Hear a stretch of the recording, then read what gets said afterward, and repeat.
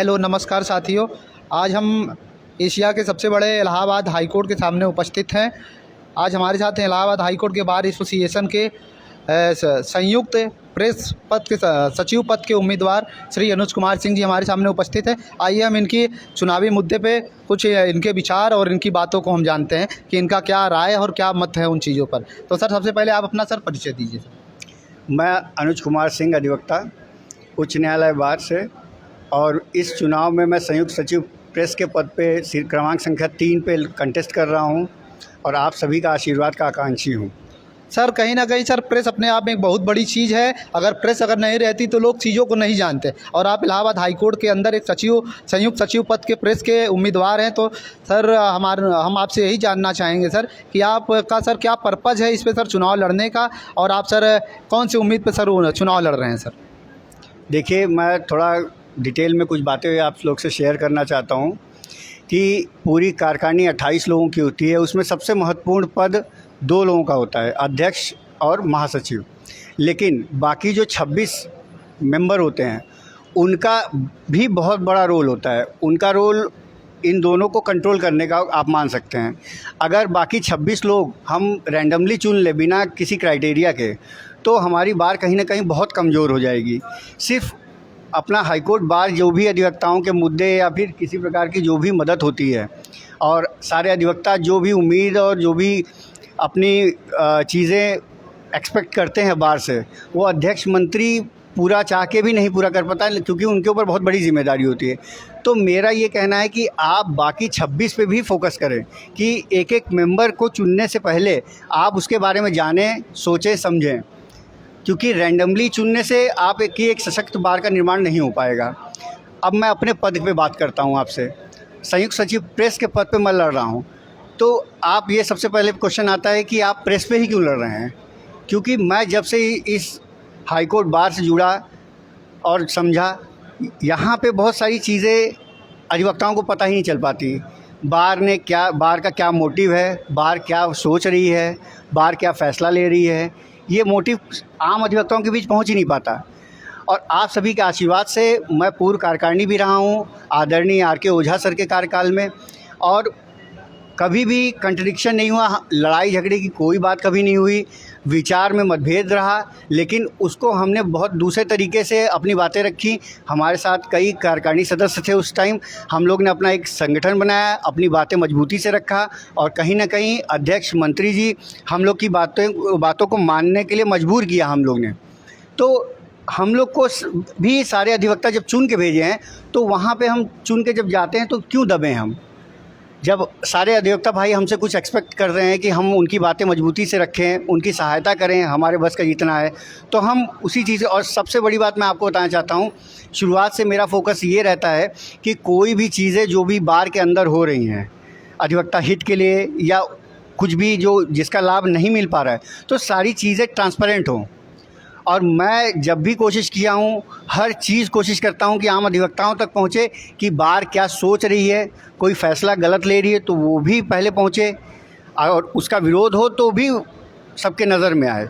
तो इसलिए मैं प्रेस का चुना हूँ कि प्रेस की एक बहुत बड़ी भूमिका होती है बार में। मैं हमेशा से ये एक आक्रामक रूप चाहे मान लीजिए, लेकिन बिना हिंसा के उसका फॉलोअर हूँ, और बिना हिंसा के अपनी बातें रखना पसंद करता हूँ। बातों में, शब्दों में, कलम में आपके ताकत होनी चाहिए कि आप अध्यक्ष और मंत्री से अपनी बातें मनवाने के लिए उनको राज़ी कर सकें। और प्रेस का ये सबसे बड़ा माध्यम होता है कि आप अपनी बातें, बार की बातें आम अधिवक्ता तक पहुंचा सकते हैं। इसलिए मैंने प्रेस का जो है चुनाव किया है।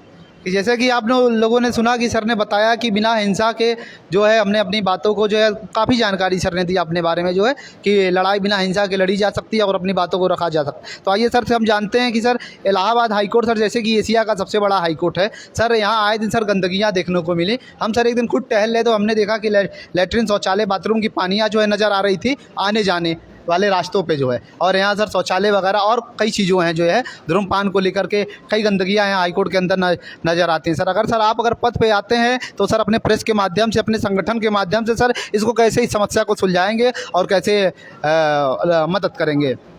देखिए, सबसे पहले मैं ये बताना चाहता हूँ कि हमारे बार में समस्याओं की बहुत लंबी लिस्ट है, और क्या क्या समस्याएं हमारी बार में चल रही हैं, आम अधिवक्ता किस चीज़ से परेशान है, लिस्टिंग की केस मुकदमों को लेके कितना हैरेस हो रहा है, जजेस से कितना परेशान है।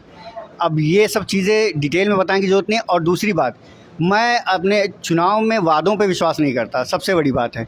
और मैं ये नहीं बताना चाहता कि मैं क्या कर दूंगा, मैं क्या कर सकता हूँ। बस मैं ये विश्वास दिलाना चाहता हूँ, क्योंकि मैं कोई नया अधिवक्ता नहीं हूँ, सारे सीनियर्स का आशीर्वाद मिलता है, मुझे गाइडेंस मिलता है, तो किसी को कुछ बताने की ज़रूरत नहीं है।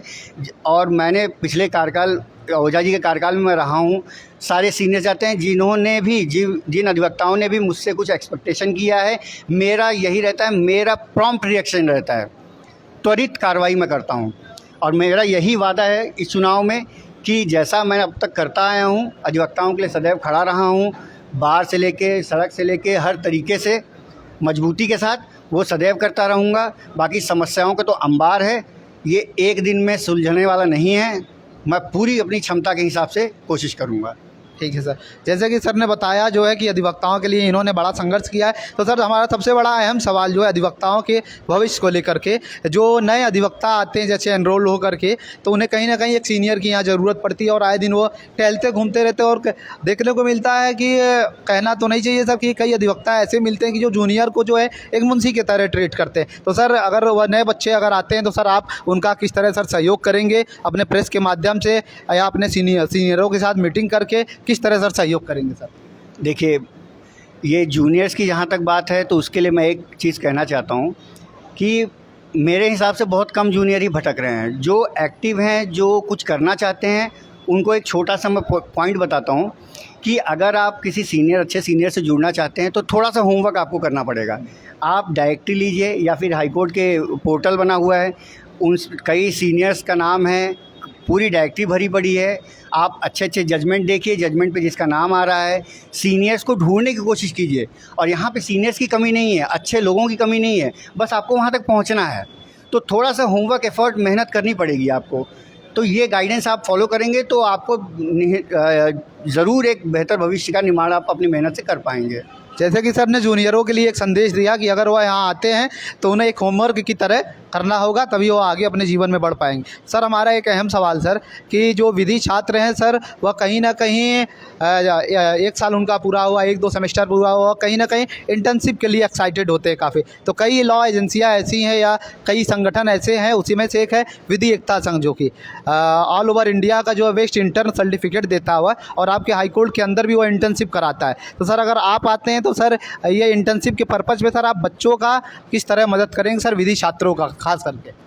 देखिए, इंटर्नशिप कोई बहुत बड़ा इशू नहीं है। इंटर्नशिप होता है एक पैम्परिंग, कह सकते हैं कि उनको बस एक माहौल चाहिए। उनको वकालत नहीं सीखना है इंटर्नशिप में, उनको सिर्फ माहौल में एडजस्ट करना है कि यहाँ ऐसा माहौल होता है। तो इंटर्नशिप मतलब होता है कि एडवोकेसी वाला माहौल आप वो 6 महीना, 3 महीना, 1 महीना आप फील किए हैं, उसमें आपको कोई दिक्कत नहीं आएगी। आप किसी भी सीनियर के यहाँ अप्रोच करेंगे इंटर्नशिप के लिए, कोई आपको मना नहीं करेगा, आपको सब प्रमोट करेंगे। तो आप उसके लिए निश्चिंत होकर किसी भी चैम्बर में जा सकते हैं। और सर एक चीज़ और था सर, जो ये आए दिन सर बारे में रजिस्ट्रेशन के लिए सर एनरोलमेंट में सर ये जो रेजिडेंस और परमानेंट को लेकर के सर आए दिन सर उसके सर शुल्क में सर वृद्धि हो रही है। रेजिडेंस सर जैसे कि 8,000 फीस रहता है, जैसे चुनाव आता है फीस कम हो जाती है, और परमानेंट के लिए 25,000 तो सर चला ही आ रहा है सर। तो इस पर सर आपकी सर क्या राय, क्या मत है? और आप आते हैं अगर सर अपने पद पर अगर आते हैं आप जैसे सचिव के पद पर आप अगर उम्मीदवार हैं, अगर सचिव का पद पा करके आप कार्यकारिणी में आते हैं, तो आप किस तरह सर इस पर सर आवाज़ उठाएंगे और किस तरह सर इसको सर आपसे सुलझाएंगे इस मामले को? देखिए, इसके बारे में बहुत अच्छा आपने क्वेश्चन किया। इसके बारे में मेरा एक ही व्यू है कि ये 8,000 जो नए मेंबर्स के लिए ये बहुत ज़्यादा है। एक नया अधिवक्ता अपने घर से निकलता है, हाई कोर्ट आता है, कचहरी जाता है, तो उसके लिए एक सबसे बड़ी रोजी रोटी का एक साधन वो समझ के आता है। और यहाँ पे सबसे बड़ा चैलेंज है कि पहले आपको काम सीखना है। तो काम सीखने के लिए शुरुआत में इतना एक्सपेंस करके आएगा वो, तो कहीं ना कहीं उसके ऊपर फाइनेंशियल बर्डन होता है। तो मेरी ये सलाह है कि ये फ़ीस पहली बात कम होनी चाहिए, और जितना पहले था 3,000-3,200 वो वापस पुनर्स्थापित करना चाहिए। और अब मैं बात करना चाहता हूँ कि लाइफ टाइम मेंबरशिप वाली बात। लाइफ टाइम मेंबरशिप जो 25,000 है, ये इसका थोड़ा सा मैं मॉडिफाई वे में बताना चाहता हूँ कि जो जिनकी प्रैक्टिस 25 साल से ऊपर हो गई है, मेरी राय में उन सभी को बिना किसी शुल्क के लाइफ टाइम मेंबर कर देना चाहिए। इसमें फ़ीस की कोई बात नहीं होनी चाहिए। और जो उससे पहले अगर लाइफ टाइम लेना चाहता है तो उनके लिए कम होनी चाहिए फ़ीस। 15,000 मैक्सिमम मेरे हिसाब से होना चाहिए। जैसे कि सर ने बताया कि नए अधिवक्ताओं के लिए जो ये फ़ीस काफ़ी फ़ीस में वृद्धि है और हम आते हैं तो इसको कम कराएंगे। और लाइफ टाइम मेंबरशिप पे भी सर ने कहा कि उनको जो है लाइफ टाइम मेंबरशिप करने के लिए भी कि उन फ़ीसों को भी हम कम कराएंगे। सर ने 25 साल से ऊपर जितने भी प्रैक्टिशनर हैं हाँ, उनके लिए फ्री होना चाहिए। जो 25 साल से ऊपर के प्रैक्टिशनर जितने भी होंगे प्रैक्टिस जो करते हैं उनके लिए फ्री ऑफ कास्ट। तो सर एक चीज़ और है sir, advocate protection act sir, ये जो अभी अधिनियम बन रहा है सर, अभी लागू नहीं हुआ है। यदि आप पद पे अगर आ जाते हैं कहीं ना कहीं सर, प्रेस एक बहुत बड़ी चीज़ होती है कि सारे लोगों को इकट्ठा करके चलती है और प्रेस की चीज़ कहीं ना कहीं सारे लोग मानते हैं। तो सर अगर आप आते हैं पद पे तो ये एडवोकेट प्रोटेक्शन एक्ट को सर लागू कराने में आप किस तरह सर अहम भूमिका निभाएंगे, अपने अध्यक्ष के साथ मीटिंग करके या कोर्ट तक या अपने प्रेस के माध्यम से कि आंदोलन करके धरना प्रदर्शन करके किस तरह सर बाहर तक इस चीज़ को सर लागू करवाएंगे? देखिए, सबसे पहले एडवोकेट प्रोटेक्शन एक्ट के बारे में आपको बताना चाहता हूँ। उसमें BCI काम कर रही है, बट सिर्फ काम करने से नहीं होगा, दिखना भी चाहिए। बहुत स्लो वे में काम कर रही है, जिसको मैं आप लोग को विश्वास दिलाता हूँ कि बार में मैं आऊँगा तो 1 साल के अंदर आपको रिज़ल्ट मिल जाएगा। 1 साल तो बहुत बड़ी लंबा मैं टाइम बता दिया, 6 महीने में ये एग्जीक्यूट हो जाएगा। क्योंकि जब तक कहीं से प्रेशर नहीं बनता तो वो काम जल्दी नहीं होता। किसी के ऊपर जब तक मानसिक दबाव नहीं पड़ता तब तक वो जल्दी और प्रॉम्प्ट एक्शन नहीं लेता। तो हम लोग पूरा अध्यक्ष मंत्री पूरी कार्यकारिणी के साथ इस पे पूर्ण रूप से दबाव डालेंगे, अपने यूपी बार से बात करेंगे और लिखा पढ़ी करके जो है BCI पे दबाव बनाएंगे। ठीक है सर। सर बहुत बहुत धन्यवाद सर, अपना सर हम अहम और बहुमूल्य समय देने के लिए। सर हम आशा करते हैं कि आप अगर पद पे आएंगे तो आपने जितनी बातें कहा है सर उस पर आप सर खरे उतरेंगे और यहाँ अधिवक्ताओं के हक और हकूक़ भी आप लड़ाई लड़ेंगे। सर क्या आप सर करेंगे सर इन बातों को पूरा? सर मैंने जैसा पहले ही कहा है कि मैं कोई वादा नहीं करूँगा। मैं ये बस कहता हूँ कि 1 साल मेरा आपको शिकायत का मौका नहीं मिलेगा। कोई ये नहीं कह सकता कि हम अनुज के पास गए थे ये काम लेके, उसने हमें टहला दिया या ये काम नहीं किया। जो डिज़र्विंग होगा, जो एक्चुअल होगा, मैं किसी का अनड्यू फेवर नहीं लूँगा। मैं जो एलिजिबल होगा उसके लिए अपना जान लगा दूंगा, ये बस वादा करता हूँ। जैसे कि सर ने कहा कि हम कोई वादा नहीं कर रहे हैं, पद पे आने के बाद जो एलिजिबल होगा, जो योग्य होगी, जो चीज़ें करने लायक मैं वह करूँगा और मैं पहले से भी करते चला आ रहा हूँ। धन्यवाद सर अपना बहुमूल्य समय देने के लिए।